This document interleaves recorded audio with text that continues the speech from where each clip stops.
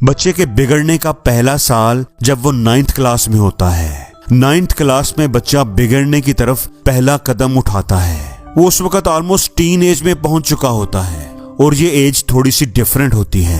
8 class تک بچے کے اوپر ٹیچر اور والدین دونوں کا پریشر ہوتا ہے، اور جب بچہ 9th کلاس میں آتا ہے تو وہ سمجھتا ہے کہ اب وہ بالغ ہو گیا ہے، بڑا ہو گیا ہے، اسی لیے وہ اپنی مرضیاں کرنے لگتا ہے۔ اب کیسے پتا چلے گا کہ بچہ بگڑ رہا ہے؟ تو اس کی پہلی نشانی یہ ہے کہ وہ اپنے والدین یا ٹیچرز کے ساتھ پلٹ کر جواب دے گا۔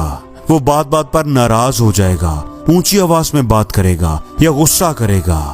اسی ایج میں جب بچہ 9th کلاس میں آتا ہے تو اس کے پاس 2 راستے ہوتے ہیں۔ ایک ہوتا ہے پازیٹیو راستہ، اس پر چلنے والے بچے اپنے کیریئر کا راستہ چنتے ہیں۔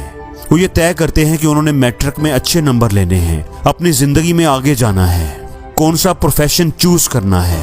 اور دوسری طرح کے بچے ہوتے ہیں جو نیگیٹو راستہ چنتے ہیں۔